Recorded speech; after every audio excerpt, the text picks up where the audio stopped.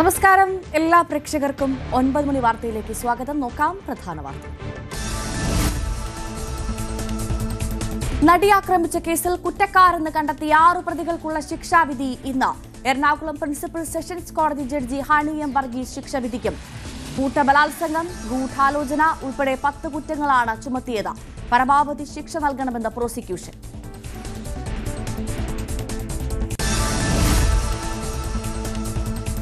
രണ്ടാമത്തെ ബലാത്സംഗ കേസിൽ രാഹുൽ മാങ്കൂട്ടത്തിന് അനുവദിച്ച മുൻകൂർ ജാമ്യം റദ്ദാക്കണമെന്നാവശ്യപ്പെട്ട് സംസ്ഥാന സർക്കാർ ഹൈക്കോടതിയിൽ സമർപ്പിച്ച ഹർജി ഇന്ന് പരിഗണിക്കും. പ്രതിക്ക് മുൻകൂർ ജാമ്യം നൽകിയ സെഷൻസ് കോടതിയുടെ നടപടികൾക്കെതിരെ ശക്തമായ ആക്ഷേപമാണ് സർക്കാർ ഉന്നയിക്കുന്നത്.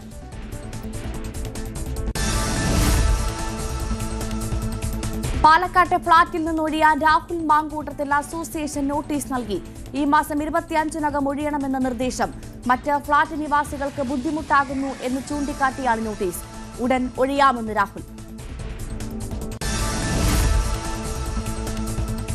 ശബരിമല സ്വർണ്ണക്കൊള്ളയിൽ ദേവസ്വം ബോർഡ് മുൻ പ്രസിഡന്റ് എ പത്മകുമാർ നൽകിയ ജാമ്യാപേക്ഷയിൽ ഇന്ന് വിധി. കട്ടിളപ്പാളി കേസിലെ ജാമ്യ ഹർജിയിൽ കൊല്ലം വിജിലൻസ് കോടതിയാണ് വിധി പറയുക.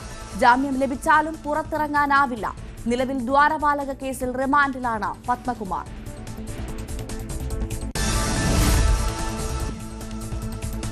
ശബരിമല സ്വർണ്ണക്കൊള്ളയിൽ രമേശ് ചെന്നിത്തല ഇന്ന് SITക്ക് മൊഴി നൽകും. വൈകിട്ട് 3 മണിക്കാണ് പ്രത്യേക അന്വേഷണ സംഘം മൊഴി നൽകുക. ശബരിമലയിൽ നിന്ന് കടത്തിയ സ്വർണ്ണപ്പാളികൾ പുരാവസ്തുവായി വിറ്റുവെന്നും 500 കോടി രൂപയുടെ മൂല്യം അതിനുണ്ടെന്ന വിവരം ലഭിച്ചെന്നുമാണ് ചെന്നിത്തലയുടെ വെളിപ്പെടുത്തൽ.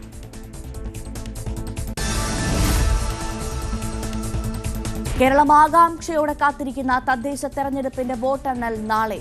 244 കേന്ദ്രങ്ങളിലായി രാവിലെ 8 മണി മുതലാണ് വോട്ടെണ്ണൽ. 8:30യോടെ ആദ്യ ഫലസൂചനകൾ അറിയാം. ഫലം അനുകൂലമാകുമെന്ന പ്രതീക്ഷയിൽ മുന്നണികൾ.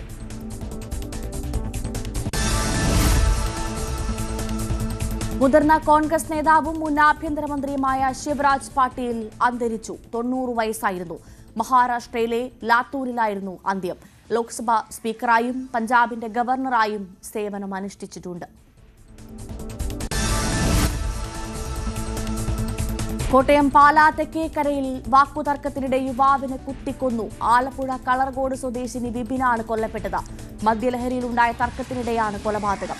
ആലപ്പുഴ സ്വദേശി ബിനീഷിനെ പോലീസ് കസ്റ്റഡിയിലെടുത്തു.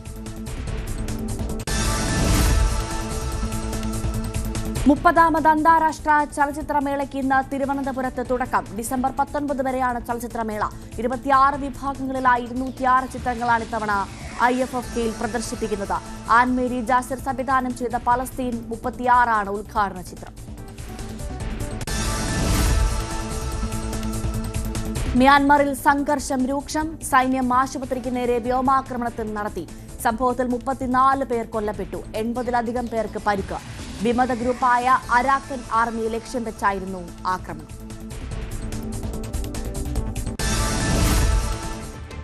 വളരെ പ്രധാനപ്പെട്ട വാർത്തയിലേക്ക് തന്നെ ആദ്യം കടക്കുന്നു. നടി ആക്രമിച്ച കേസിൽ കുറ്റക്കാരെന്ന് കണ്ടെത്തിയ 6 പ്രതികൾക്കുള്ള ശിക്ഷാവിധി ഇന്ന്. രാവിലെ 11-ന് കോടതി നടപടികൾ ആരംഭിക്കും. എറണാകുളം പ്രിൻസിപ്പൽ സെഷൻസ് കോടതി ജഡ്ജി ഹണി എം വർഗീസ് ശിക്ഷ വിധിക്കും. കൂട്ടബലാത്സംഗം, ഗൂഢാലോചന ഉൾപ്പെടെ 10 കുറ്റങ്ങളാണ് ചുമത്തിയിട്ടുള്ളത്. ഇവർക്ക് പരമാവധി ശിക്ഷ നൽകണമെന്ന് പ്രോസിക്യൂഷൻ ആവശ്യപ്പെടും. വിവരങ്ങളുമായി ഡാനി പോൾ ഒപ്പം ആജ്ഞ രവീന്ദ്രനും കൊച്ചിയിൽ നിന്ന് ചേരും. ആദ്യം ഡാനിയിലേക്കാണ്. Danny, very good morning. Keralam കാത്തിരിക്കുന്ന ആ വിധി ഇന്നുണ്ടാകും. 6 പേരെയാണ് സെഷൻസ് കോടതി കുറ്റക്കാരെന്ന് കണ്ടെത്തിയത്. 6 പേർക്ക് എന്ത് ശിക്ഷ ലഭിക്കും എന്നറിയാൻ നമ്മൾ ഇനി കുറച്ച് മണിക്കൂറുകൾ മാത്രം കാത്തിരുന്നാൽ മതി. ഏറ്റവും പ്രധാനമായി പറയാനുള്ളത് ആ 6 പ്രതികൾക്കും കൃത്യമായ മാതൃകാപരമായ ഏറ്റവും പരമാവധി ശിക്ഷ തന്നെ ലഭിക്കട്ടെ എന്ന് ഈ ഘട്ടത്തിൽ നമുക്ക് കരുതാം. അത്തരത്തിൽ തന്നെ ഉണ്ടാകുമെന്നാണ് കാത്തിരുന്ന് കാണേണ്ടത്.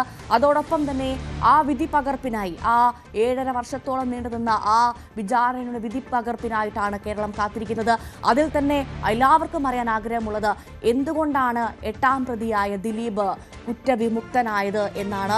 സ്വാഭാവികമായും 2 തരത്തിലാണ് ഇത്തരത്തിൽ കുറ്റവിമുക്തനാക്കപ്പെടുന്നത്. ഒന്ന്, തെളിവുകൾ കോടതിക്ക് ഇയാൾ കുറ്റക്കാരനല്ല എന്ന് ബോധ്യപ്പെട്ടതിന്റെ അടിസ്ഥാനത്തിൽ. രണ്ടാമത്തത്, കൃത്യമായ തെളിവുകൾ പ്രോസിക്യൂഷന് ഹാജരാക്കാൻ സാധിക്കാത്തതിന്റെ സാഹചര്യത്തിൽ. ഇതിൽ എന്താണ് 8ാം പ്രതിയായിരുന്ന ദിലീപിന്റെ കാര്യത്തിൽ സംഭവിച്ചതെന്നറിയാനാണ് കേരളത്തിന് മുഴുവൻ ആകാംക്ഷയുള്ളത്.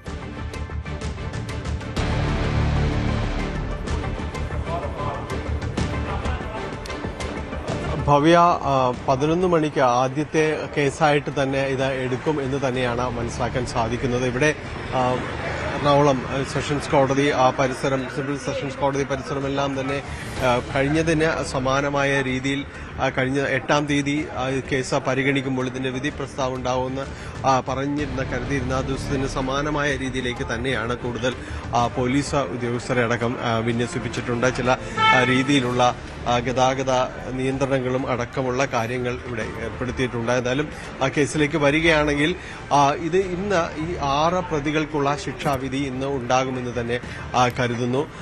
ഇതിൽ ഏറ്റവും പ്രധാനം ഇവർക്ക് ഇനി കോടതിയോട് എന്ത് പറയാനുണ്ട് എന്നതടക്കമുള്ള കാര്യങ്ങൾ കോടതി കേൾക്കും. അതിനുശേഷമായിരിക്കും വിധി പ്രസ്താവത്തിലേക്ക് കടക്കുക. ഇതിൽ കുറ്റക്കാരെന്ന് തെളിഞ്ഞവർക്ക് അവർക്ക് ചുമത്തപ്പെട്ട കുറ്റം ഇതിൽ ജീവപര്യന്തം വരെ തടവ് ശിക്ഷ ലഭിക്കാവുന്ന കുറ്റങ്ങളാണ് വന്നിട്ടുള്ളത്.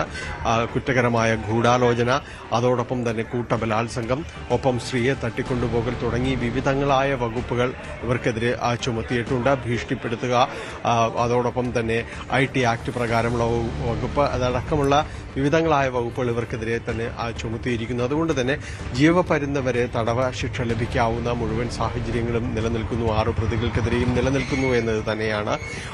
ഇതിൽ പ്രധാനമായും പ്രോസിക്യൂഷൻ പറയുന്നത് കൃത്യമായി ഇവർക്ക് ഒരു ആസൂത്രണവും കാര്യങ്ങളും എല്ലാം തന്നെ ഇവർക്കുണ്ടാവുന്ന ആ രീതിയിൽ തന്നെയാണ് ഇത് നടപ്പാക്കാനെല്ലാം തന്നെ ശ്രമിക്കുകയും ചെയ്തത് എന്ന രീതിയിൽ തന്നെയാണ് പറയുന്നത്. ഒപ്പം പ്രതികളുടെ ഭാഗത്തു നിന്നുള്ള ഒരു അപേക്ഷയായിട്ട് വന്നിരിക്കുന്നത് ഇത് 7.5 വർഷത്തോളം തന്നെ പലരും 2 പേർ, ഫ്രാൻസിസ് സുനിയും അതോടൊപ്പം തന്നെ 2-ാം പ്രതി മാർട്ടിൻ ആന്റണിയും എല്ലാം തന്നെ ഇതിൽ ജയിലിൽ കഴിഞ്ഞവർ തന്നെയാണ്. അതുകൊണ്ട് തന്നെ തങ്ങളെ ശിക്ഷയിൽ നിന്ന് ഒഴിവാക്കണമെന്നത് അടക്കമുള്ള കാര്യങ്ങൾ ഉയർത്തുന്നു. ഒപ്പം തന്നെ കുടുംബ പശ്ചാത്തലം, പ്രാരാബ്ധങ്ങൾ ഇതെല്ലാം തന്നെ പരിഗണിക്കപ്പെടണമെന്നൊരു അപേക്ഷ കോടതിക്ക് മുന്നിലേക്ക് സ്വാഭാവികമായും അവർ കൊണ്ടുവരുമെന്ന് തന്നെയാണ് കരുതുന്നത്. ഇത്തരം വാദങ്ങൾക്ക് ശേഷമായിരിക്കും വിധി പ്രസ്താവത്തിലേക്ക് കടക്കുക. പരമാവധി ശിക്ഷ പ്രതികൾക്ക് നൽകണം എന്ന് തന്നെ കോടതിയോട് പ്രോസിക്യൂഷൻ ആവശ്യപ്പെടും. പ്രത്യേകിച്ച് മുൻപെങ്ങും കേട്ടുകേൾവിയില്ലാത്ത വിധമാണ് ഈ കേസായി നമ്മൾ കാണേണ്ടത്. കാരണം കേരള മനസാക്ഷിയെ അക്ഷരാർത്ഥത്തിൽ ഞെട്ടിക്കുക എന്ന് പറയുന്ന രീതിയിൽ തന്നെയാണ് ഒരു കൊട്ടേഷൻ നൽകിക്കൊണ്ട് ഒരു സ്ത്രീയെ തട്ടിക്കൊണ്ടുപോയി അവരെ മാനഭംഗപ്പെടുത്തുക, ഒപ്പം തന്നെയും അതേ ദൃശ്യങ്ങൾ പകർത്തുക തുടങ്ങിയതടക്കമുള്ള കാര്യങ്ങൾ ഈ കേസുമായി ബന്ധപ്പെട്ട് ഉണ്ടാകുന്നു. അങ്ങനെ പ്രതി ചേർക്കപ്പെട്ടവർക്ക് യാതൊരു രീതിയിലുള്ള ഇളവും ലഭിക്കരുത്, ഇവരെ മാതൃകാപരമായി ഇവരെ ശിക്ഷിക്കുക എന്നതടക്കമുള്ള കാര്യങ്ങളാണ് പ്രോസിക്യൂഷൻ കോടതിയിൽ ആവശ്യപ്പെടുന്നത്. ഇതിൽ ഏറ്റവും പ്രധാനം ഈ കോടതി ഇവർക്ക് എന്ത് ശിക്ഷ വിധിക്കുന്നു എന്നതിനോടൊപ്പം തന്നെ പ്രധാനപ്പെട്ടതാണ് ദിലീപ് ഉൾപ്പെടെയുള്ള മറ്റു പ്രതികളെ എന്ത് കാരണം കൊണ്ട് വിട്ടയച്ചു എന്നതുകൂടി കോടതി വ്യക്തമാക്കുന്നത്. ഈ 2 കാര്യങ്ങൾക്കുമുള്ള ഒരു ഉത്തരം ഇന്ന് കോടതിയിൽ നിന്ന് പ്രതീക്ഷിക്കുന്നു. കോടതി വിധിപ്പകർപ്പ് വന്നാൽ മാത്രമാണ് നമുക്ക് ഭവ്യ ചോദിച്ച ചോദ്യത്തിലെ ആദ്യ ഭാഗത്തിലേക്ക് വന്നാൽ അതിന്റെ ഉത്തരം അറിയാൻ കഴിയൂ. കാരണം ഇതിൽ അറിയേണ്ടത് എന്ത് കാരണങ്ങൾ കൊണ്ട് ഇവരെ ഈ കേസിൽ നിന്ന് ഒഴിവാക്കുന്നു, മതിയായ തെളിവ് കണ്ടെത്താൻ കഴിഞ്ഞില്ലയോ, അതോ കോടതിക്ക് മുന്നിലേക്ക് വന്ന കാര്യങ്ങൾ പ്രോസിക്യൂഷൻ അത് എത്രമാത്രം അവതരിപ്പിക്കുന്നതിൽ പ്രോസിക്യൂഷന് പിഴവ് പറ്റിയിട്ടുണ്ട് എന്നതടക്കമുള്ള കാര്യങ്ങൾ കൂടി ഇതിൽ പരാമർശിക്കപ്പെട്ടു പോകും.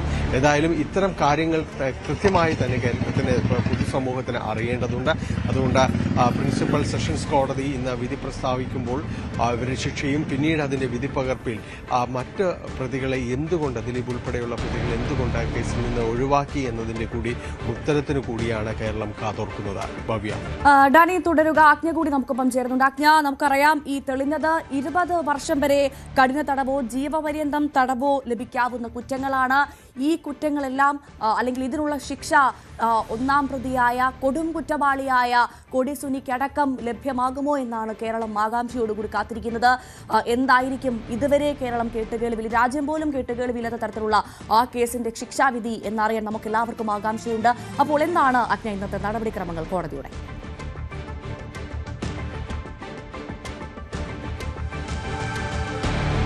11 മണിയോടുകൂടി ആദ്യത്തെ തന്നെ ഈ കേസ് എടുക്കാനാണ് സാധ്യത. നമുക്കറിയാം കേസിൽ 6 പ്രതികളാണുള്ളത്. പൾസർ സുനി, മാർട്ടിൻ ആന്റണി, അതുപോലെ മണികണ്ഠൻ, വിജീഷ്, പ്രദീപ്, സലീം, പ്രദീപ്, ഇങ്ങനെ 6 പ്രതികളാണുള്ളത്. ഇതിൽ പൾസർ സുനിക്ക് എതിരെ 9 കുറ്റങ്ങളാണ് ചുമത്തിയിട്ടുള്ളത്, 9 വകുപ്പുകളാണ് ചുമത്തിയിട്ടുള്ളത്. അതായത് കൂട്ടബലാത്സംഗവും അതുപോലെ ദൃശ്യങ്ങൾ പകർത്തിയതും പൾസർ സുനിയാണ്. അതുകൊണ്ട് ബലാത്സംഗത്തിന് നേതൃത്വം നൽകിയതും കൂടുതൽ നടിയെ ആക്രമിച്ചതും പൾസർ സുനിയാണ്. 120B അതുപോലെ 376B ഇതിൽ ചുമത്തിയിരിക്കുന്ന കുറ്റങ്ങൾ. അതാണ്, അതായത് ബലാത്സംഗത്തിനും ഗൂഢാലോചനയ്ക്കുമാണ് ഉള്ള വകുപ്പുകളാണ് ചുമത്തിയിരിക്കുന്നത്. രണ്ടിനും സമാനമായ ശിക്ഷയാണ്. അതായത് ഗൂഢാലോചന തെളിഞ്ഞാൽ ജീവപര്യന്തമാണ് മാക്സിമം ലഭിക്കാവുന്ന ശിക്ഷ.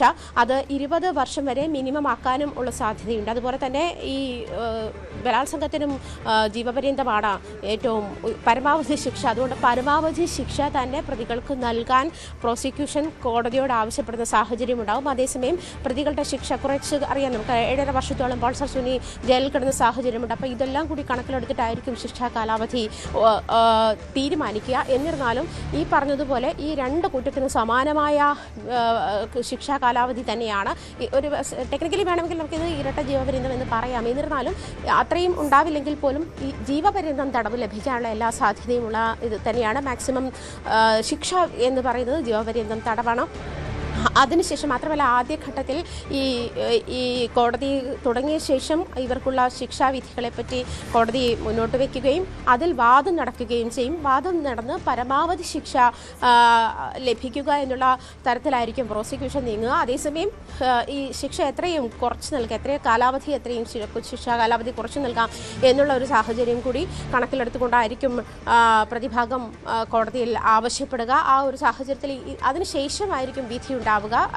ഒരു പക്ഷേ ഇന്ന് തന്നെ വിധി ഉണ്ടാവണം എന്നില്ല, ഒരു പക്ഷേ ഉച്ചയ്ക്ക് ശേഷമായിരിക്കാം. എന്തായാലും ഈ വാദത്തിന് ശേഷം വിധി ഉണ്ടാകും. വിധി ചിലപ്പോൾ മറ്റൊരു ദിവസത്തേക്ക് തന്നെ വിധി പ്രഖ്യാപനം നടത്തി എന്ന് വരാം. ഈ ശിക്ഷാവിധി എന്താണ് എന്നുള്ള കാര്യത്തിൽ ക്ലാരിറ്റി വരുത്തുന്നത് മറ്റൊരു ദിവസമായിരിക്കാം. എന്നിരുന്നാലും ഇന്ന് 11 മണിയോടുകൂടി ഈ കേസ് പരിഗണിക്കുമ്പോൾ ആദ്യം നടക്കുക ഇതിൽ ഈ ശിക്ഷാവിധി മുന്നോട്ട് വയ്ക്കുകയും ശിക്ഷാവിധിക്ക്, അതായത് ഇവർക്ക് 9 വകുപ്പുകളാണ് പൾസർ സുനിക്ക് ചുമത്തിയിട്ടുള്ളത്. അതുപോലെ തന്നെ 2ാം പ്രതി മാർട്ടിൻ ആന്റണിക്കെതിരെ അഡീഷണലായിട്ട്, അതായത് കൂട്ടബലാത്സംഗവും ഗൂഢാലോചനയും അല്ലാതെ അഡീഷണലായിട്ട് മാർട്ടിൻ ആന്റണിക്ക് തെളിവ് നശിപ്പിക്കൽ കൂടിയുണ്ട്. അപ്പം ഈ 6 പ്രതികൾക്കും ജീവപര്യന്തം ലഭിക്കാവുന്ന ശിക്ഷ തന്നെ വകുപ്പുകൾ തന്നെയാണ് ചുമത്തിയിട്ടുള്ളതും. അതേസമയം ഈ 6 പ്രതികളെയും ഈ വാദത്തിന് ശേഷം ഒരു പക്ഷേ 20 വർഷം ആയിരിക്കാം, അതല്ലെങ്കിൽ ഇതുവരെ ഈ പ്രതികളൊക്കെ അനുഭവിച്ചിരിക്കുന്ന ജയിൽ ശിക്ഷയുടെ അടിസ്ഥാനത്തിൽ അതിൻ്റെ കുറച്ചുകൂടി വർഷങ്ങൾ കുറച്ചേക്കാം. എന്നിരുന്നാലും 6 പ്രതികളും ഗൂഢാലോചന കുറ്റം, അതായത് 120B 376B ഈ 6 പ്രതികൾക്കുമെതിരെ ചുമത്തിയിട്ടുള്ള കുറ്റം. അതിൽ വിവിധ വകുപ്പുകൾ, വിവിധ ശിക്ഷാവിധികൾ എല്ലാം കൂടി ചേർത്തിട്ടായിരിക്കും വിധി വരിക. എന്തായാലും ജീവപര്യന്തം പരമാവധി ശിക്ഷ ഈ 6 പേർക്കെതിരെ ചുമത്തിയിരിക്കുന്ന കേസുകളിൽ ജീവപര്യന്തം ആണ് പരമാവധി ശിക്ഷ. അതേസമയം നമുക്കറിയാം കേസിൽ 15 പ്രതികളായിരുന്നു. അത് പിന്നീട് കുറച്ച് പേരെ മാപ്പുസാക്ഷിയാക്കി 10 പ്രതികളാക്കി ചുരുക്കി. ഏറ്റവും ഒടുവിൽ 10ാമത്തെ പ്രതി, അതായത് 15ാമത്തെ പ്രതി ശരത്ലാൽ 10ാമത്തെ പ്രതിയാകുന്ന സാഹചര്യമുണ്ട്. അങ്ങനെ കഴിഞ്ഞ തവണയാണ് വിധി പ്രഖ്യാപനം നടന്നത്. അതായത് ശിക്ഷ കുറ്റക്കാരെന്ന് കണ്ടെത്തുന്ന പ്രൊസീജിയറിലായിരുന്നു ദിലീപിനെ കുറ്റവിമുക്തനാക്കുന്ന. 8ാം പ്രതിയാണ് ദിലീപ്, നമുക്കറിയാം. അങ്ങനെ 7ാം പ്രതി മുതൽ 10ാം പ്രതി വരെയുള്ള ആളുകളെ കുറ്റവിമുക്തരാക്കുന്ന നീക്കമായിരുന്നു കോടതിയുടെ ഭാഗത്തു നിന്നും ഉണ്ടായത്. എന്തായാലും 1 മുതൽ 6 പ്രതികൾ കുറ്റക്കാരാണ് എന്ന് കോടതി കണ്ടെത്തിയിരുന്ന സാഹചര്യത്തിലാണ് ഇന്ന് ഈ 6 പേർക്കുള്ള ശിക്ഷാവിധി എന്താണ് എന്ന് എറണാകുളം പ്രിൻസിപ്പൽ സെഷൻസ് കോടതി വിധിക്കാൻ ഒരുങ്ങുന്നത്. ഭവ്യ. ശരി ഡാനി, നമുക്കറിയാം കഴിഞ്ഞ ദിവസം ഈ കോടതി മുറിയിൽ അതിജീവിത നേരിട്ട അപമാനങ്ങൾ എന്താണ് എന്ന് തുറന്നു പറയും. അത് ഈ വിധി വരുന്ന ദിവസം തന്നെ താൻ തുറന്നു പറയുമെന്ന് അതിജീവിതയുടെ അഡ്വക്കേറ്റ് ആയിട്ടുള്ള TB മിനി പറഞ്ഞ് നമ്മൾ കേട്ടതാണ്. അപ്പോൾ ഒരുപാട് ഈ നാട് മുഴുവൻ അതിജീവിതയ്ക്കൊപ്പം നിൽക്കുമ്പോൾ പോലും കോടതി മുറിയിൽ തനിക്ക് അതിജീവിതയ്ക്ക് ഒരുപാട് ദുരനുഭവങ്ങൾ ഉണ്ടായി എന്ന് അഡ്വക്കേറ്റ് പറയുമ്പോൾ ഇന്ന് അത്തരത്തിലൊരു പ്രതികരണം അവരുടെ ഭാഗത്തു നിന്ന് വരാനുള്ള സാധ്യത ഇത്രമാത്രമുണ്ട്.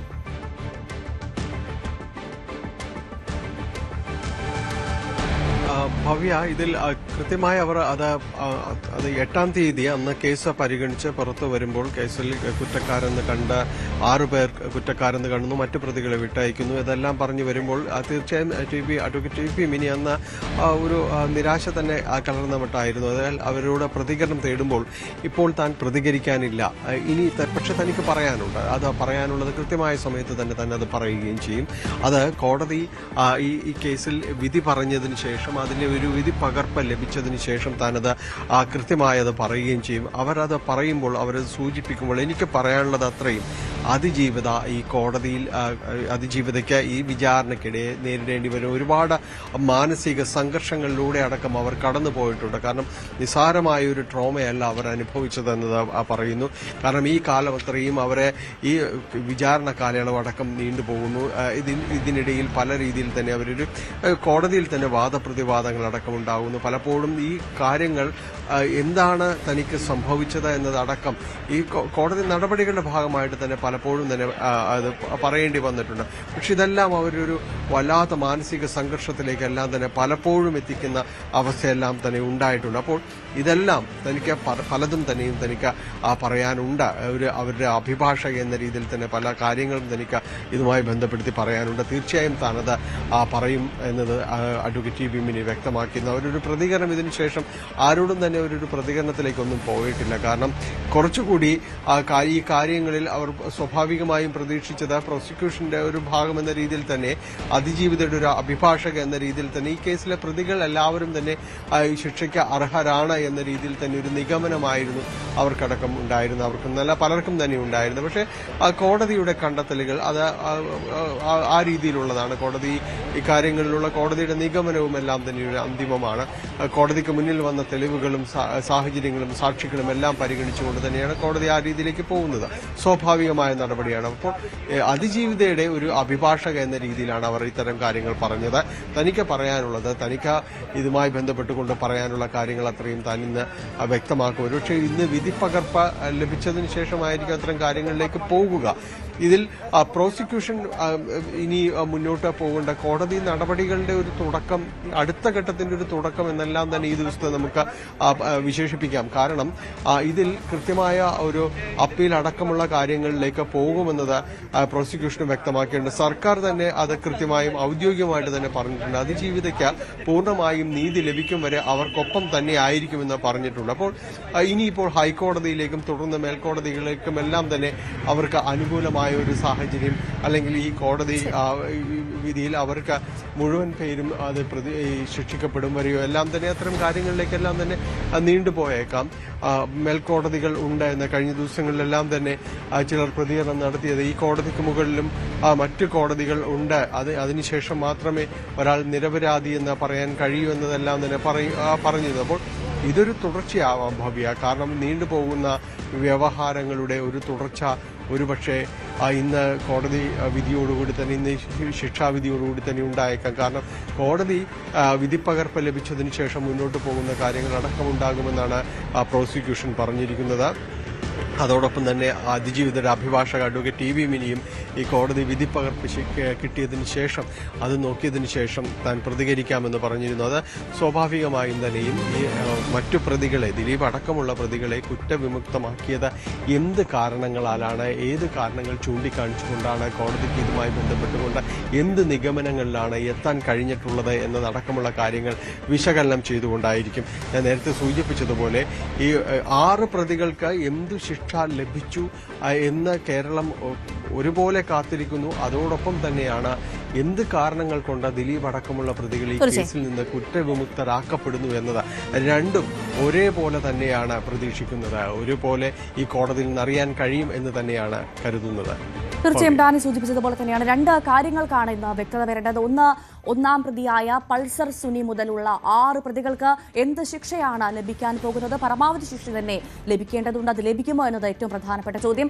മറ്റത് അതേപോലെ തന്നെ കേരളം ആകാംക്ഷയോട് കാത്തിരിക്കുന്നത് എന്താണ് ആ വിധി പകർപ്പിൽ പറയുന്നത്? എന്തുകൊണ്ടാണ് ദിലീപ് അടക്കമുള്ള 8 മുതൽ അങ്ങോട്ടുള്ള പ്രതികൾക്ക് അവർ കുറ്റവിമുക്തരായത് എന്നുള്ള ചോദ്യത്തിനുള്ള ഉത്തരമാണത് ആ വിധി പകർപ്പിൽ ഉണ്ടാകും. അതറിയാനാണ് കേരളം ആകാംക്ഷയോടുകൂടി കാത്തിരിക്കുന്നതിന് 11 മണിക്ക് കോടതി നടപടികൾ ആരംഭിക്കും. ആ സമയത്ത് നമുക്ക് കൃത്യമായി ഈ വാർത്തയിലേക്ക് തിരിച്ചെത്താം. ഇനി മറ്റു വാർത്തയിലേക്കാണ്. രണ്ടാമത്തെ ബലാത്സംഗ കേസിൽ രാഹുൽ മാങ്കൂട്ടത്തിന് അനുവദിച്ച മുൻകൂർ ജാമ്യം റദ്ദാക്കണമെന്നാവശ്യപ്പെട്ട് സംസ്ഥാന സർക്കാർ ഹൈക്കോടതിയിൽ സമർപ്പിച്ച ഹർജി ഇന്ന് പരിഗണിക്കും. പ്രതിക്ക് മുൻകൂർ ജാമ്യം നൽകിയ സെഷൻസ് കോടതിയുടെ നടപടികൾക്കെതിരെ ശക്തമായ ആക്ഷേപമാണ് സർക്കാർ ഉന്നയിക്കുന്നത്. ആദ്യ ബലാത്സംഗ കേസിൽ ഹൈക്കോടതി രാഹുലിന്റെ അറസ്റ്റ് തടഞ്ഞ ഉത്തരവ് രണ്ടാമത്തെ കേസിൽ മുൻകൂർ ജാമ്യം നൽകുന്നതിന് സെഷൻസ് കോടതിയെ സ്വാധീനിച്ചുവെന്ന് സർക്കാർ വാദിക്കുന്നു. ആജ്ഞ രവീന്ദ്രൻ വിവരങ്ങളുമായി ചേരുന്നു. ആജ്ഞ, നമ്മൾ ഇന്നലെ ഒളിവ് ജീവിതത്തിന് ശേഷം തിരിച്ചെത്തിയ രാഹുൽ മാങ്കൂട്ടത്തിൽ MLA കണ്ടു. ഇന്നലെയാണ് നമുക്ക് ദിവസങ്ങൾക്ക് ശേഷം MLA കാണാൻ സാധിച്ചത്, കണ്ടുകിട്ടിയത്. എന്തായാലും ഒരു വെൽ ഡ്രാഫ്റ്റഡ് ആയിട്ടുള്ള റീ എൻട്രി ആയിരുന്നു MLAയുടേതെന്ന കാര്യത്തിൽ സംശയമില്ല. ഇപ്പോഴെന്തായാലും MLAയ്ക്ക് കുരുക്ക് മുറുക്കാൻ വേണ്ടി സർക്കാർ മുന്നിട്ടിറങ്ങുമ്പോൾ ഇന്ന് അത് ഹർജി പരിഗണിക്കുമോ എന്ന് മനസ്സിലാക്കണം.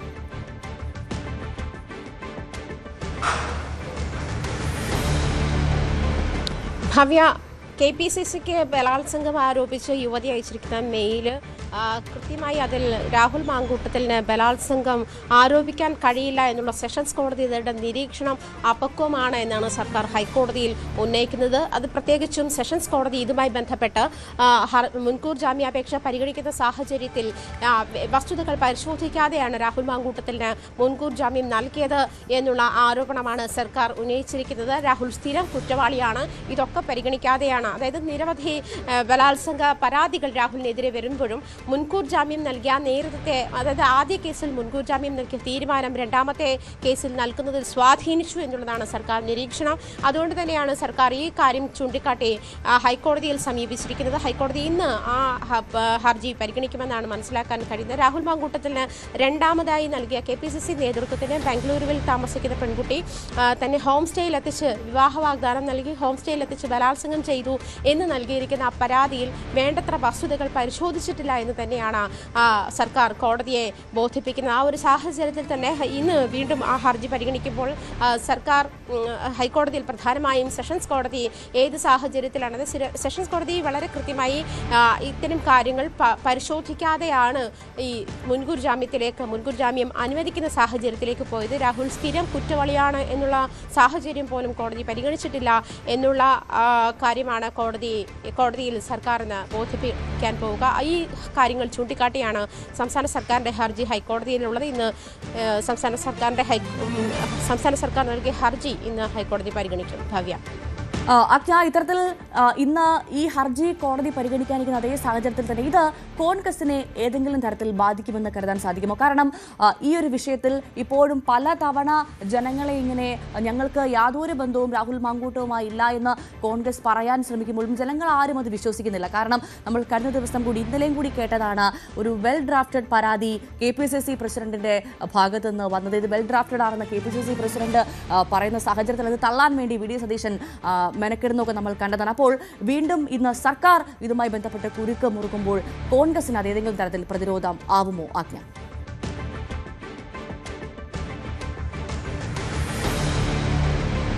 ഭവ്യ, ഈ രാഹുൽ മാങ്കൂട്ടത്തിൻ്റെ കേസ് വന്ന കാലം മുതൽ കോൺഗ്രസ് ഇതുമായി ബന്ധപ്പെട്ട് പ്രതിരോധത്തിലാണ് എന്ന് വേണം പറയാൻ. പ്രത്യേകിച്ചും രാഹുൽ മാങ്കൂട്ടത്തിൽ MLA സ്ഥാനത്തെത്തിയ ഒരു വർഷത്തിനകം നിരവധി പരാതികൾ, പ്രത്യേകിച്ചും ഇത്തരത്തിൽ നിരന്തരം ബലാത്സംഗ പരാതികളും ഗർഭം അലസിപ്പിക്കൽ പരാതികളും ഒക്കെ രാഹുൽ മാങ്കൂട്ടത്തിനെതിരെ വരുമ്പോൾ തന്നെ രാഹുൽ മാങ്കൂട്ടത്തിനെ മാക്സിമം പ്രൊട്ടക്ട് ചെയ്യാൻ കോൺഗ്രസ് ശ്രമിച്ചിരുന്നു എന്നിരുന്നു. പക്ഷേ അവസാന ഘട്ടമായപ്പോൾ രാഹുൽ മാങ്കൂട്ടത്തിന്, അതായത് കോടതി ഇതുമായി ബന്ധപ്പെട്ട് മുൻകൂർ ജാമ്യം തേടുകയും രാഹുൽ മാങ്കൂട്ടത്തിൽ ഒളിവിൽ പോവുകയും ചെയ്തിരുന്ന ഒരു സാഹചര്യത്തിൽ ആദ്യഘട്ടത്തിൽ മുൻകൂർ ജാമ്യം അനുവദിക്കാതിരിക്കുന്ന, അതായത് മുൻകൂർ ജാമ്യം ഇല്ല എന്നുള്ള ഒരു സാഹചര്യത്തിൽ ജാമ്യം പരിഗണിക്കുന്ന സാഹചര്യം നീട്ടിവെക്കുന്ന സാഹചര്യത്തിൽ തന്നെ ഈ കോൺഗ്രസിൻ്റെ പ്രാഥമിക അംഗത്വത്തിൽ നിന്നും രാഹുൽ മാങ്കൂട്ടത്തിനെ പുറത്താക്കിയിരുന്നു. കോൺഗ്രസിന് ഇനി രാഹുൽ മാങ്കൂട്ടത്തിൻ്റെ കാര്യത്തിൽ ഉത്തരവാദിത്വമില്ല എന്നാണ് ഉറക്കെ നേതാക്കന്മാർ ആ സമയത്തൊക്കെ പ്രഖ്യാപിച്ചതും അങ്ങനെയാണ്. നമുക്കറിയാം, സണ്ണി ജോസഫിൻ്റെ പ്രതികരണം അറിയാം, VD സതീശൻ്റെ പ്രതികരണം അറിയാം. VD സതീശൻ ആദ്യഘട്ടം മുതൽ തന്നെ രാഹുൽ മാങ്കൂട്ടത്തിൽ കുറ്റക്കാരനാണെങ്കിൽ അതിനെതിരെ നടപടിയെടുക്കണമെന്നുള്ള നിലപാട് ശക്തമായി മുന്നോട്ട് വെച്ചിരുന്നു. എന്നിരുന്നാലും രാഹുൽ മാങ്കൂട്ടത്തിനെ പ്രൊട്ടക്ട് ചെയ്യുന്ന ഒരു വിഭാഗം ആളുകൾ കോൺഗ്രസിൽ തന്നെയുണ്ട്. അവരും ഈ പാർട്ടിക്കുള്ളിൽ തന്നെ ഇവർ തമ്മിലുള്ള ഒരു അസ്വാരസ്യത്തിനും പ്രശ്നങ്ങൾക്കുമൊക്കെ ഇടയാക്കിയിട്ടുണ്ട്.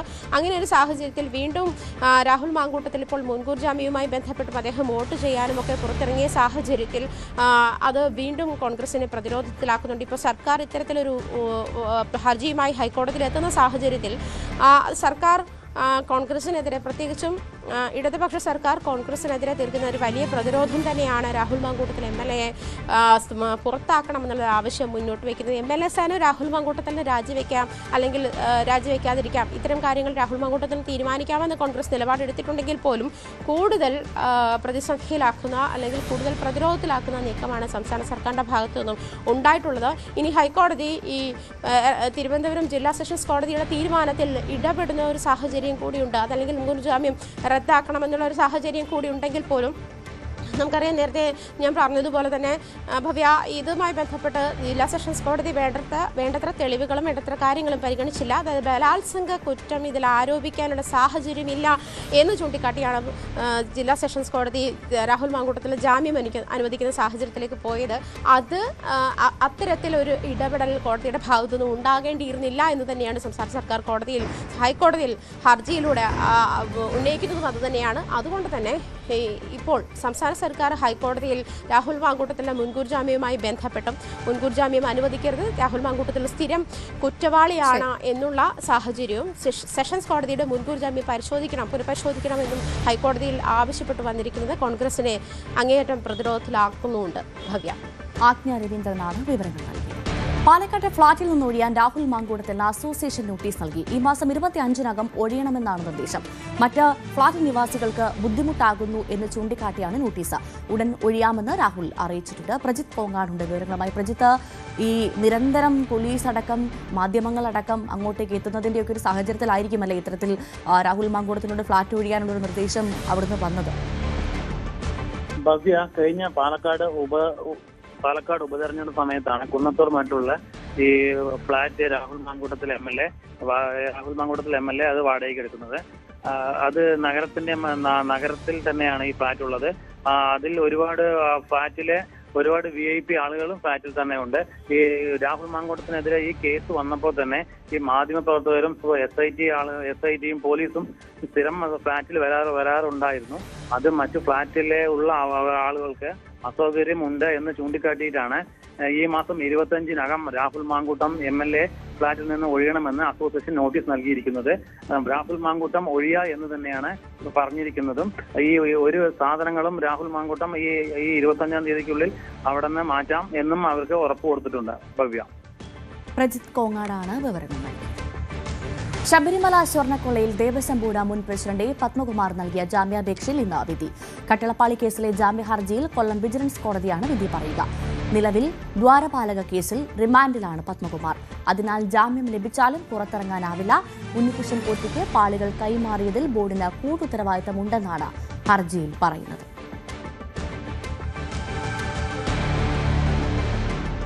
ശബരിമല സ്വർണ്ണക്കൊള്ളയിൽ രമേശ് ചെന്നിത്തല SITക്ക് മുൻപാകെ മൊഴി നൽകും.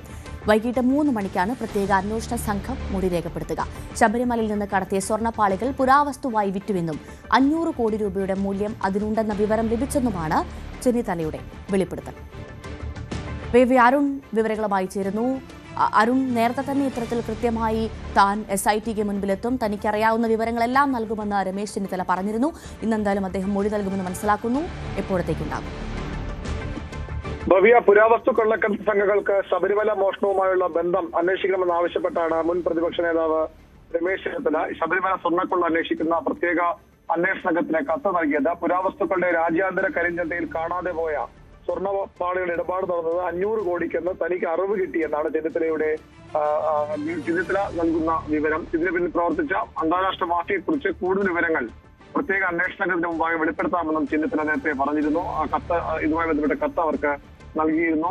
പ്രത്യേക അന്വേഷണ സംഘം അന്വേഷണം തയ്യാറാണെങ്കിൽ ഈ ഓപ്പറേഷനെ കുറിച്ച് നേരിട്ടറിവുള്ള വ്യക്തിയെ അന്വേഷണവുമായി സഹകരിപ്പിക്കാം. ഇതിനെക്കുറിച്ച് വ്യക്തമായി അറിയാവുന്ന ഒരാൾ തന്നോട് പറഞ്ഞതാണ്. അദ്ദേഹത്തെ കൂടി അന്വേഷണവുമായി സഹകരിപ്പിക്കാമെന്നാണ് ചെന്നിത്തലയുടെ ഉറപ്പ്. പുരാവസ്തു കടത്തിലെ മുഖ്യ സംഘാടകർ, അതിന്റെ തട്ടിപ്പുകാർ ഇപ്പോഴും അന്വേഷണ പരിധിക്ക് പുറത്താണ്. അന്വേഷണം അവരിലേക്ക് നീളണമെന്നും ചെന്നിത്തല പറയുന്നു. പൗരാണിക സാധനങ്ങൾ, ദിവ്യ വസ്തുക്കളൊക്കെ മോഷ്ടിച്ച് കടത്തി അന്താരാഷ്ട്ര കരിഞ്ചന്തയിൽ എത്തിക്കുന്നവരെ കുറിച്ച് നേരിട്ടുള്ള അറിവുള്ള ഒരാളുടെ തനിക്ക് വിവരം ലഭിച്ചത്. ആ വിവരമാണ് പങ്കുവയ്ക്കുന്നതെന്നും ചെന്നിത്തല പറയുന്നു. ബുധനാഴ്ച ചെന്നിത്തലയുടെ മൊഴിയെടുക്കാനുള്ള അന്വേഷണ സംഘം നേരത്തെ തീരുമാനിച്ചിരുന്നു. പക്ഷെ അന്ന് അവർ അസൗകര്യം അറിയിച്ചു. തുടർന്ന് ഇന്നത്തേക്ക് മാറ്റുകയായിരുന്നു. വൈകിട്ട് 3 മണിക്ക് ഈഞ്ചക്കലിലുള്ള SITയുടെ ഓഫീസിലെത്തി രമേശ് ചെന്നിത്തല മൊഴി നൽകും. വി അരുണാണ് വിവരങ്ങൾ നൽകിയത്. ഒരിടവേള.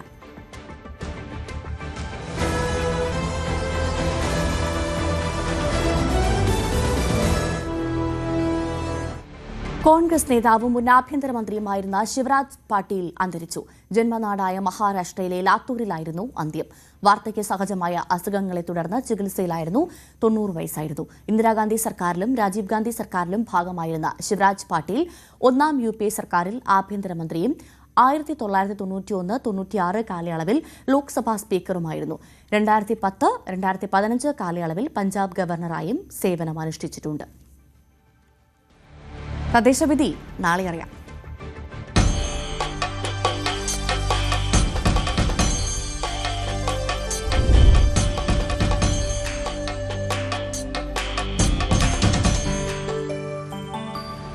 കേരളം ആകാംക്ഷയോടെ കാത്തിരിക്കുന്ന തദ്ദേശ തെരഞ്ഞെടുപ്പിന്റെ വോട്ടെണ്ണൽ നാളെ 244 കേന്ദ്രങ്ങളിലായി രാവിലെ 8 മണി മുതലാണ് വോട്ടെണ്ണൽ. 8:30യോടെ ആദ്യ ഫലസൂചനകൾ അറിയാം.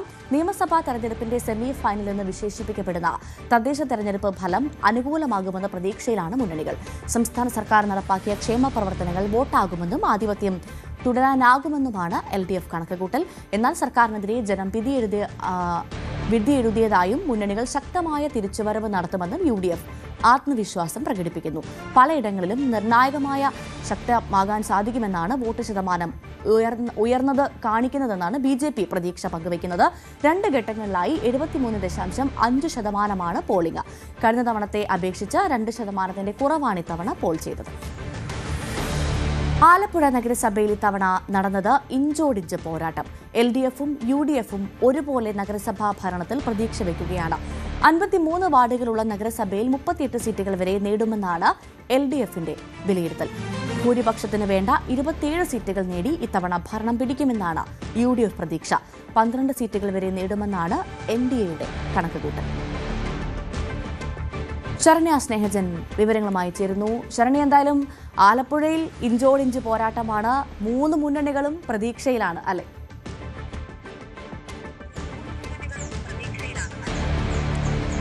തീർച്ചയായിട്ടും ഭവ്യ, ആലപ്പുഴ നഗരസഭ ഇത്തവണ വലിയ ഒരു മത്സരത്തിലേക്ക് പോയിരിക്കുന്നു എന്നുള്ളതാണ്.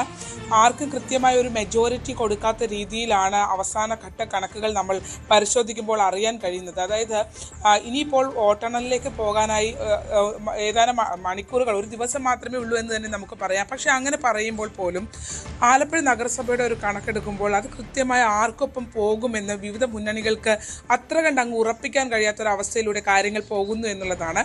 നമുക്ക് ആ ഒരു ഇപ്പോൾ ഏറ്റവും ഒടുവിലായി വിവിധ LDFും UDFും NDAയും എടുത്ത ഒരു കണക്കുകൾ നമുക്ക് ലഭ്യമായിട്ടുണ്ട്. അതിൽ തന്നെ ഇപ്പോൾ LDF 38 സീറ്റുകൾ, അതായത് 53 സീറ്റുകളാണുള്ളത്. അതിൽ 38 സീറ്റുകൾ ലഭിക്കുമെന്നാണ് അവരുടെ കണക്ക് വന്നിരിക്കുന്നത്. പക്ഷെ ആ കണക്ക് അവർ തന്നെ പറയുന്നുണ്ട് അത് ഒരിക്കലും നടക്കാൻ പോകുന്ന ഒരു കണക്കല്ല എന്നുള്ളതാണ്. താഴെത്തട്ടിലേക്ക് കൃത്യമായ ഒരു അസസ്മെന്റ് പോയിട്ടില്ല എന്നുള്ളൊരു വിലയിരുത്തൽ അവർക്ക് ഉണ്ട് എന്നുള്ളതാണ്. അങ്ങനെ നോക്കുകയാണെങ്കിൽ LDF 22 മുതൽ 26 വരെയുള്ള സീറ്റുകൾക്കാണ് അവർ ഒരു സാധ്യത കൽപ്പിക്കുന്നത് എന്നുള്ളതാണ്.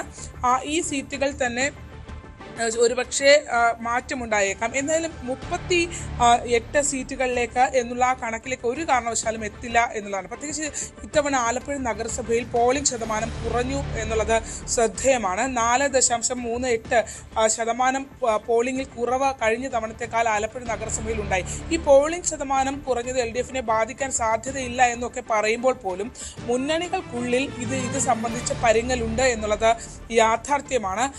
ഇതിൽ LDF UDFിനും അഭിമാന പോരാട്ടമാണ് ആലപ്പുഴ നഗരസഭ. പ്രത്യേകിച്ച് നമുക്കറിയാം KC വേണുഗോപാലിന്റെ നേതൃത്വത്തിൽ UDF തെരഞ്ഞെടുപ്പിനെ അഭിമുഖീകരിച്ച ഒരു സ്ഥലം കൂടിയാണ്. അദ്ദേഹം നേരിട്ട് വന്ന് തെരഞ്ഞെടുപ്പ് പ്രക്രിയകളിൽ ഇടപെട്ട ആളാണ്. A ഷുക്കൂറിനായിരുന്നു ആലപ്പുഴ നഗരസഭയുടെ ചുമതല. അങ്ങനെ പരിശോധിക്കുകയാണെങ്കിൽ അവരെ സംബന്ധിച്ചിടത്തോളം അതൊരു പ്രസ്റ്റീജ് ഇഷ്യൂ ആണ് ആലപ്പുഴ നഗരസഭ പിടിക്കുക എന്നുള്ളത്. ആലപ്പുഴയുടെ ഒരു ചരിത്രം നോക്കിയാൽ നിലവിൽ LDF ആണ് ഭരിക്കുന്നതെങ്കിൽ പോലും ആലപ്പുഴ നഗരസഭ അങ്ങനെ ഒരു LDF അനുകൂല നഗരസഭയാണെന്ന് നമുക്ക് പറയാൻ കഴിയില്ല. കഴിഞ്ഞ തുടർഭരണത്തിന്റെ ഭാഗമായി LDF വന്നു എന്നതിനപ്പുറത്തേക്ക് അതിനുമപ്പുറം അതൊരു LDF അനുകൂല ഇടമാണ് എന്ന് ഒരിക്കലും ഉറപ്പിച്ചു പറയാൻ കഴിയാത്തൊരവസ്ഥയുണ്ട്. എന്നാൽ UDFനും കൃത്യമായ സാധ്യത ഉള്ള നഗരസഭകളിൽ ഒന്നാണ് എന്നുള്ളതാണ്. UDFന്റെ ഒരു കണക്കിലേക്ക് പോകുകയാണെങ്കിൽ അവർ പറയുന്നത് 23 മുതൽ 27 സീറ്റ് വരെ എന്നുള്ളതാണ്. അപ്പോൾ വലിയ വ്യത്യാസം LDFന്റെയും UDFന്റെയും കണക്കുകളിൽ ഇല്ല എന്നുള്ളത് പ്രധാനപ്പെട്ടതാണ്. 22 മുതൽ 26 വരെ സീറ്റുകൾ LDF സാധ്യത പറയുമ്പോൾ 23 മുതൽ 27 വരെയുള്ള സീറ്റുകളാണ് UDFും ഉറപ്പിച്ച് പറയാനായി അവർക്ക് കഴിയുന്നത് എന്നുള്ളതാണ്. പക്ഷെ ഇവർ രണ്ടു കൂട്ടരും അങ്ങനെ ഉറപ്പിച്ച് പറയുമ്പോഴും SDP, PDP അടക്കമുള്ള പാർട്ടികളെല്ലാം കൂടി ചേർന്ന് ഏകദേശം 4 സീറ്റുകളോളം BJP എല്ലാം കൂടി ചേർന്ന് ഒരു 4 സീറ്റുകളിലേക്ക് എത്തുമെന്നുള്ളൊരു എക്സ്പെക്ടേഷൻ നിലവിലത്തെ സാഹചര്യത്തിലുണ്ട്. പക്ഷേ BJP അതിനേക്കാൾ കൂടുതൽ അവരുടെ ഒരു സീറ്റുകൾ, കാരണം കഴിഞ്ഞ തവണ 3 സീറ്റ് BJP ആലപ്പുഴ നഗരസഭയിൽ നേടിയിരുന്നു. അതിൽ നിന്ന് ആ സീറ്റുകളിൽ നിന്ന് കുറച്ചുകൂടി വ്യത്യസ്തമായി പലയിടങ്ങളിലും കറുകയിൽ സനാതനപുരം അടക്കമുള്ള പല സ്ഥലങ്ങളിലും അവർ കുറച്ചുകൂടി ഇരവുകാട് ഉൾപ്പെടെയുള്ള പ്രദേശങ്ങൾ കുറെ കൂടി പ്രതീക്ഷ വെക്കുന്നു എന്നുള്ളതാണ്. BJP പറയുന്നത് ഒരു 13 സീറ്റുകൾ എന്നുള്ളൊരു കണക്ക് അവർ നമ്മളോട് പറയുമ്പോഴും 9 സീറ്റുകൾ കൃത്യമായൊരു മത്സരം കൊണ്ടുവരാൻ ആലപ്പുഴ നഗരസഭയിൽ BJPക്ക് കഴിയുന്നുണ്ട് എന്നുള്ളതാണ്. തീർച്ചയായും BJP ഇത്തവണ അവരുടെ സീറ്റ് വർദ്ധിപ്പിക്കുന്ന ഒരു തെരഞ്ഞെടുപ്പ് ആയിരിക്കും എന്നുള്ളതാണ്. പക്ഷേ എല്ലാം പറയുമ്പോഴും ഇത്തവണത്തെ ഒരു തെരഞ്ഞെടുപ്പ് പാറ്റേൺ നമ്മൾ നോക്കുകയാണെങ്കിൽ യോഗങ്ങളാണെങ്കിലും സ്വീകരണ യോഗങ്ങളൊക്കെ ആണെങ്കിലും എല്ലാ മുന്നണികളെയും നമ്മൾ പരിശോധിക്കുമ്പോൾ ആളുകൾ ഒരുതരം മൗനം ഉണ്ട് എന്നുള്ളത് യാഥാർത്ഥ്യമാണ്. വലിയൊരു ആവേശം എല്ലാ മുന്നണികൾക്കും ഈ വോട്ടർമാരിലേക്ക് കൊണ്ടുവരാനോ അണികളിലേക്ക് കൊണ്ടുവരാനോ കഴിയാത്തൊരു സാഹചര്യം ഈ തെരഞ്ഞെടുപ്പിൽ ഉണ്ടായിരുന്നു. ഒരു നിസ്സംഗഭാവത്തോടെ തെരഞ്ഞെടുപ്പിനെ അഭിമുഖീകരിച്ച വോട്ടർമാരാണ് ആലപ്പുഴയിൽ കാണാൻ കഴിഞ്ഞത്. ആലപ്പുഴയിൽ കഴിഞ്ഞ തവണത്തേക്കാൾ പോളിംഗ് ശതമാനം ആലപ്പുഴ ജില്ലയിൽ തന്നെ കഴിഞ്ഞ തവണത്തേക്കാൾ കുറവായിരുന്നു. എപ്പോഴും ഒരു പൊളിറ്റിക്കലി വളരെയധികം നിർണായകമായ ഒരു ജില്ല കൂടിയാണ് ആലപ്പുഴ. പക്ഷേ തദ്ദേശ സ്വയംഭരണ തെരഞ്ഞെടുപ്പിലേക്ക് വരുമ്പോൾ നമ്മൾ അതില്ല എന്ന് പറയുമ്പോൾ ജില്ലാ പഞ്ചായത്തിലേക്കൊക്കെ വരുമ്പോൾ ആ വോട്ടുകൾ പൊളിറ്റിക്കലായി മാറാറുണ്ട്. പക്ഷെ അത്തരം സ്വീകരണ കേന്ദ്രങ്ങൾ പോലും അത്ര ആവേശകരമായൊരു തെരഞ്ഞെടുപ്പ് ആവേശം അണികളിലേക്കോ ജനങ്ങളിലേക്കോ എത്തിക്കുന്ന രീതിയിലേക്ക് വിവിധ മുന്നണികൾക്ക് കഴിഞ്ഞിട്ടുണ്ടോ എന്നുള്ളത് നമുക്ക് പറയാം. അത് പക്ഷേ ആളുകളുടെ ഒരു നിസ്സംഗ മനോഭാവമാണോ അത്തരം കേന്ദ്രങ്ങളെ അങ്ങനെ ആ ഒരു ഊർജ്ജസ്വലമായ സാഹചര്യത്തിൽ നിന്ന് മാറ്റി നിർത്തിയത് നമുക്ക് പറയാൻ കഴിയില്ല. പക്ഷേ ഈ നിസ്സംഗതയോടുകൂടി ബൂത്തുകളിലേക്ക് അല്ലെങ്കിൽ പോളിംഗ് സ്റ്റേഷനുകളിലേക്ക് എത്തിയ ആളുകൾ ആർക്കാണ് വോട്ട് ഇപ്പോൾ പ്രെഡിക്റ്റ് ചെയ്യാൻ പോലും കഴിയാത്ത രീതിയിലേക്ക് വാശിയേറിയ പോരാട്ടം ആലപ്പുഴ നഗരസഭയിൽ ഇത്തവണ നടക്കുമെന്നുള്ളതാണ്. എന്തായാലും PDP, SDP അടക്കമുള്ള രാഷ്ട്രീയ പാർട്ടികൾ PDP ഒക്കെ മത്സരിക്കുന്ന ഒരു ഇടമാണ്. SDP ഒരു സീറ്റ് അവർ എക്സ്പെക്ട് ചെയ്യുന്നുണ്ട്. PDPയും അതുപോലെ തന്നെ കൃത്യമായ ഒരു മത്സരം പലയിടത്ത് കാഴ്ചവെക്കുകയും ചെയ്യുന്നുണ്ട്. ലീഗ് നിലനിൽക്കുന്നു. UDFിൽ തന്നെ നല്ല മത്സരം കൊണ്ടുവരാൻ അവർക്ക് കഴിഞ്ഞിട്ടുണ്ട്. പക്ഷേ ഇപ്പോൾ തന്നെ ആരോപണങ്ങളൊക്കെ ഉയർന്നു തുടങ്ങിയിട്ടുണ്ട്. പലയിടത്തും UDFും BJPയും തമ്മിൽ പുന്നമട അടക്കമുള്ള ഇടങ്ങളിൽ സ്ഥാനാർത്ഥി നിർത്താതെ നെഹ്റു ട്രോഫി അടക്കമുള്ള ഇടങ്ങളിൽ സ്ഥാനാർത്ഥി നിർത്താതെയുള്ള കാര്യങ്ങൾ ഉണ്ടായി എന്നുള്ള ആക്ഷേപങ്ങളൊക്കെ വരുന്നുണ്ട്.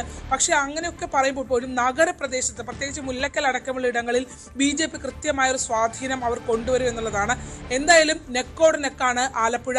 കണക്കുകൾ നമുക്ക് ലഭ്യമായി തുടങ്ങിയിട്ടുണ്ട്. ആ ലഭ്യമായ കണക്കുകൾ നോക്കുകയാണെങ്കിൽ UDFും LDFും ഇഞ്ചോടിഞ്ച് നിൽക്കുന്ന ഒരു നഗരസഭയായി മാറുന്നു എന്നാണ്. ഏതായാലും ഈ കണക്കുകളൊക്കെ നമുക്ക് മാറാം. അടുത്ത ദിവസങ്ങളിലേക്ക് കടക്കുകയാണെങ്കിൽ കൃത്യമായ ഒരു ചിത്രം വരും. എങ്കിലും മത്സരം വളരെ കടുത്തതാണ് ആലപ്പുഴയിൽ. ശരണ്യ സ്നേഹജനാണ് ആലപ്പുഴയിൽ നിന്ന് വിവരങ്ങൾ നൽകിയത്. കോട്ടയം പാലാ തെക്കേക്കരയിൽ വാക്കുതർക്കത്തിനിടെ യുവാവിന് കുത്തിക്കൊന്നു. ആലപ്പുഴ കളർകോട് സ്വദേശി വിപിനാണ് കൊല്ലപ്പെട്ടത്. മദ്യലഹരിയിലുണ്ടായ തർക്കത്തിനിടെയായിരുന്നു കൊലപാതകം. ആലപ്പുഴ സ്വദേശി ബിനീഷിനെ പോലീസ് കസ്റ്റഡിയിലെടുത്തു. ശ്രീജിത്ത് വിവരങ്ങളുമായി ചേർന്നു. ശ്രീജിത്ത്, എപ്പോഴായിരുന്നു സംഭവം? എന്തായിരുന്നു? ഇന്നലെ രാത്രിയാണ് ഭവ്യ ഇങ്ങനൊരു കൊലപാതകം നടക്കുന്നത്. ഈ നഗരത്തിനുള്ളിൽ തന്നെയാണ്, അതായത് തെക്കേക്കര എന്ന ഭാഗത്താണ്. മുരിക്കുമ്പുഴ ക്ഷേത്രത്തിന് മുന്നിലെ റോഡിലാണ് ഈ കത്തിക്കുത്ത് ഉണ്ടാകുന്നത്. ഇവിടെ തന്നെ ഒരു വീട് നിർമ്മാണവുമായി ബന്ധപ്പെട്ടാണ് ഇവരെല്ലാവരും ഇവിടെ താമസിച്ചിരുന്നത്. വിപിനും ഒപ്പം തന്നെ ബിനീഷും ഒക്കെ താമസിച്ചിരുന്നത്. ഇതിനിടെ ഇന്നാണ് അവിടുത്തെ പാലുകാച്ചൽ ചടങ്ങുകളൊക്കെ നടക്കേണ്ടത്. അതിനിടെ ഇന്നലെ ചില സൽക്കാരങ്ങൾ അവിടെ ഉണ്ടായിരുന്നു. ഇതിന്റെ ഭാഗമായി മദ്യം ഉണ്ടായിരുന്നു. അതിൽ നിന്ന് മദ്യം കഴിച്ച ശേഷമാണ് ഈ സംഭവം ഉണ്ടാകുന്നത്, തർക്കമുണ്ടാകുന്നത്. കത്തിക്കുത്ത് അതിലേക്ക് എത്തിയത് അതാണ് എന്ന് പറയുന്നു. എന്തായാലും വിപിനെ ഈ ബിനീഷിനും ചെറിയ തോതിൽ പരിക്കേറ്റിട്ടുണ്ട് എന്ന് പറയുന്നുണ്ട്. പാലാ ജനറൽ എത്തിയ സമയത്ത് അപ്പോഴാണ് ഈ വിപിനെ കാണാനായി അവിടെ വന്നപ്പോഴാണ് പോലീസ് കസ്റ്റഡിയിലെടുത്തത്. അപ്പോൾ വിപിൻ മരിച്ചിരുന്നു എന്ന ധാരണ ബിനീഷിന് ഉണ്ടായിരുന്നില്ല. എന്തായാലും ഇന്ന് പോസ്റ്റ്മോർട്ടം ഉൾപ്പെടെയുള്ള നടപടികൾക്ക് ശേഷം വിപിന്റെ മൃതദേഹ ബന്ധുക്കൾക്ക് വിട്ടുകൊടുക്കും. ആലപ്പുഴ കളർകോട് അറക്കക്കുഴിയിൽ എന്നാണ് വിപിന്റെ വീട്ടുപേര്. ബിനീഷും ആലപ്പുഴ സ്വദേശി തന്നെയാണ്. എന്തായാലും മദ്യലഹരിയാണ് ഇങ്ങനൊരു കൊലപാതകത്തിലേക്ക് കാര്യങ്ങൾ എത്തിച്ചത്. ജി ശ്രീജിത്താണ് വിവരങ്ങൾ നൽകിയത്.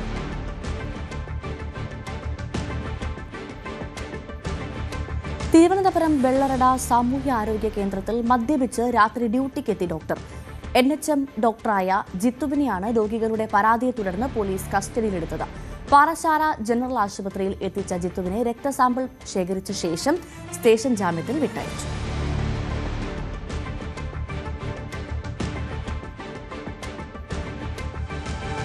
ഒരിടവേള കൂടി.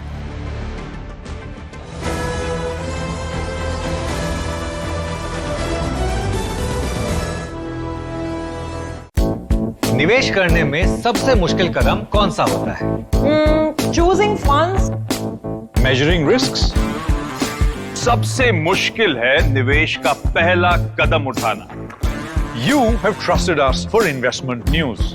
अब हम बनेंगे आपके बंधु. We will help you kickstart your investment journey And guide you towards the right path. और इस सफर के हर स्टेशन पर सीखेंगे कुछ नया आपकी अपनी भाषा. Together, let's take निवेश का सही कदम. വിനിയോഗ സঠিক പദക്ഷേപം. റൊക്കാണു യോഗ്യ പഗലു. മുതലീട്ടുകാണ് സരിയാന പടി. നിക്ഷേപത്തിനായുള്ള ശരിയായ ചുവട്. ഹൂഡിಕೆಗೆ ಸರಿಯಾದ ಹೆಜ್ಜೆ.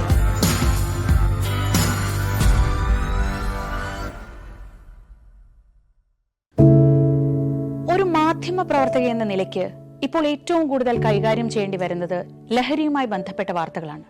കൊച്ചുകുട്ടികൾ മുതൽ യുവാക്കൾ വരെ എല്ലാവരും ഉൾപ്പെട്ടിരിക്കുന്ന ലഹരിയുടെ ഒരു വല.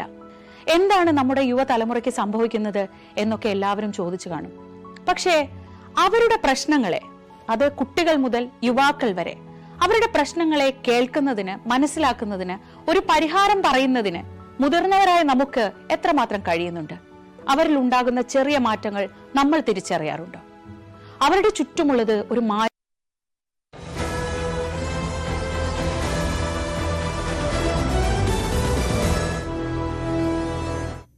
മ്യാൻമറിൽ സംഘർഷം രൂക്ഷം. സൈന്യം ആശുപത്രിക്ക് നേരെ വ്യോമാക്രമണം നടത്തി.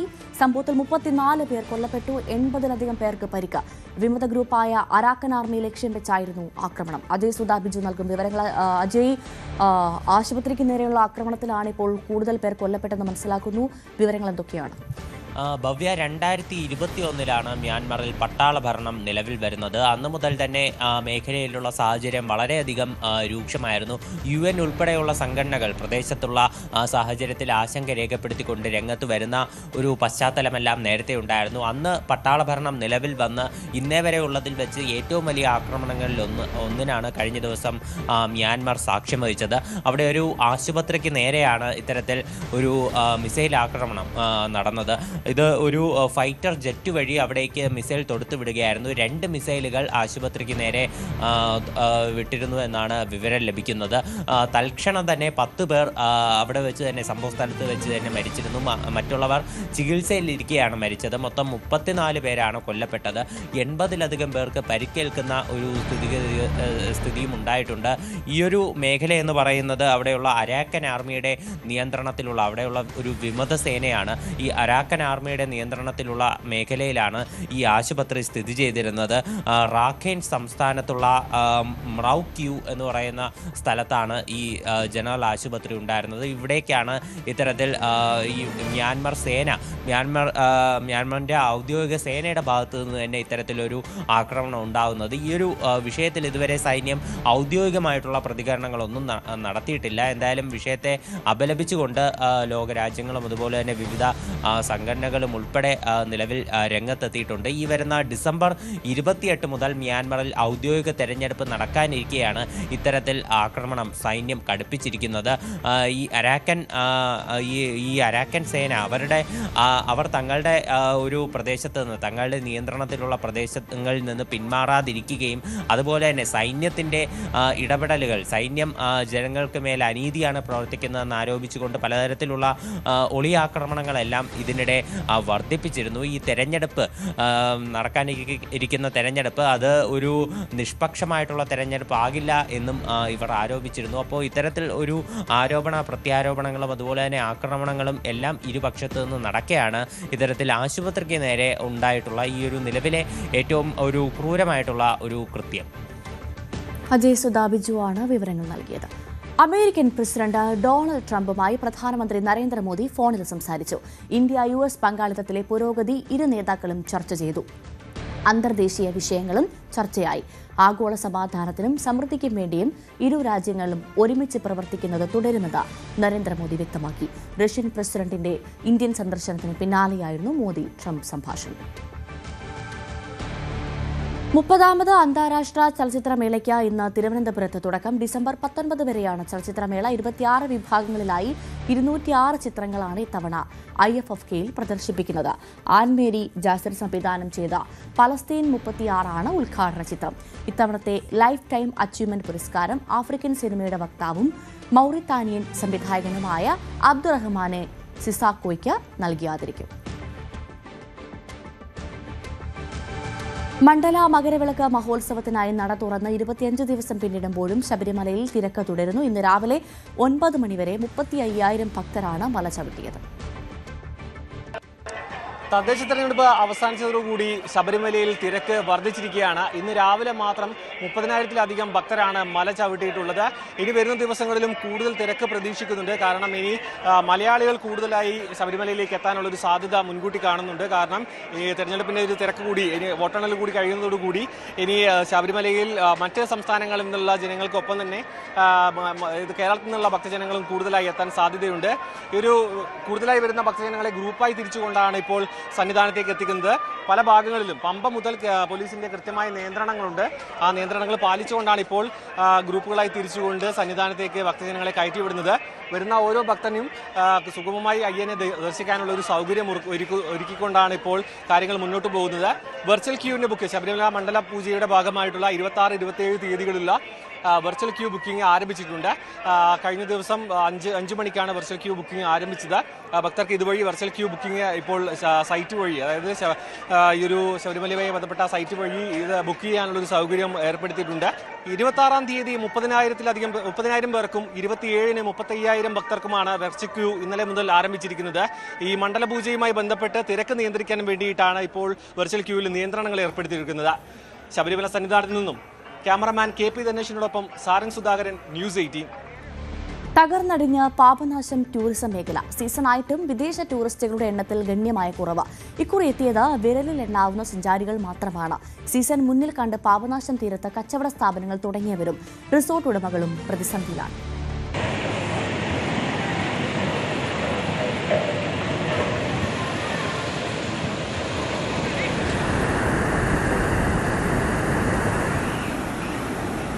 അന്താരാഷ്ട്ര ടൂറിസം ഭൂപടത്തിൽ സുപ്രധാന സ്ഥാനം വഹിക്കുന്ന വർക്കല പാപനാശം തീരദേശ ടൂറിസം മേഖല കടുത്ത പ്രതിസന്ധിയിലൂടെയാണ് കടന്നുപോകുന്നത്.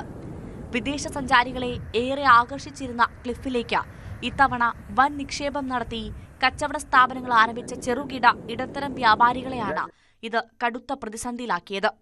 ഡിസംബർ മുതൽ മാർച്ച് വരെയുള്ള സമയമാണ് വർക്കലയിലെ പ്രധാന ടൂറിസം സീസൺ.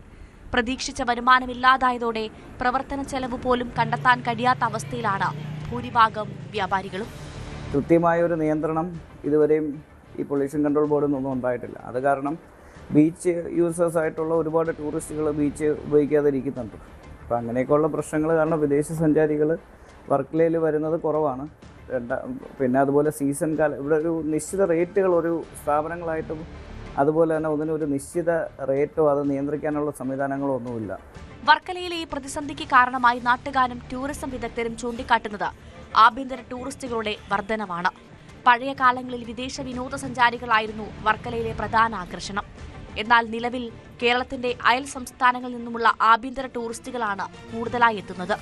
പലപ്പോഴും സംഘമായി എത്തുന്ന ഇവർ മദ്യപിച്ച് ബഹളമുണ്ടാക്കുന്നതും മറ്റ് സാമൂഹ്യ വിരുദ്ധ പ്രവർത്തനങ്ങളിൽ ഏർപ്പെടുന്നതും പതിവാണ്.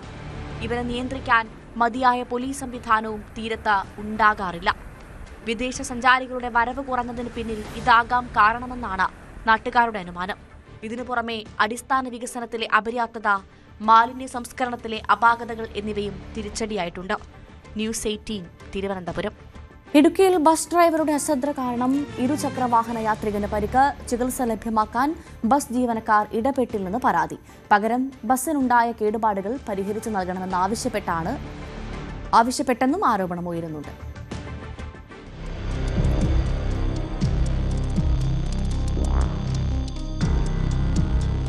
ബുധനാഴ്ച രാവിലെ 8 മണിയോടെയായിരുന്നു അപകടം. കൂട്ടാർ സ്വദേശിയായ കൊല്ലിയിൽ സന്തോഷ് കുമാർ ജോലിക്ക് പോകുന്നതിനിടെ തൂക്കുപാലം ജംഗ്ഷനിൽ വെച്ച് സ്വകാര്യ ബസ് ഇടിക്കുകയായിരുന്നു. നിർത്തിയിട്ട് യാത്രക്കാരെ കയറ്റുകയായിരുന്ന ബസ്സിനെ മറികടന്ന് സന്തോഷ് കുമാർ പോകുന്നതിനിടെ ബസ് പെട്ടെന്ന് വലത്തേക്ക് തിരിച്ചതാണ് അപകടത്തിനിടയാക്കിയത്. നിർത്തിയിട്ടിരുന്ന ബസ് മറ്റ് വാഹനങ്ങൾ ഓവർടേക്ക് ചെയ്യുന്നുണ്ടോ എന്ന് ശ്രദ്ധിക്കാതെ വളവ് തിരിഞ്ഞതാണ് അപകടത്തിനിടയാക്കിയത്.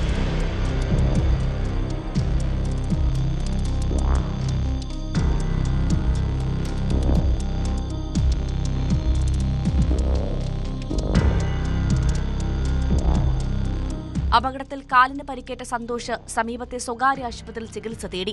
അപകടം നടന്ന ഉടൻ ചെലവുകൾ വഹിച്ചുകൊള്ളാമെന്ന് ബസ് ജീവനക്കാർ ഉറപ്പു നൽകിയിരുന്നു. എന്നാൽ ചികിത്സയ്ക്ക് ശേഷം ഇവരെ ബന്ധപ്പെട്ടെങ്കിലും കാല് മാറുകയായിരുന്നു.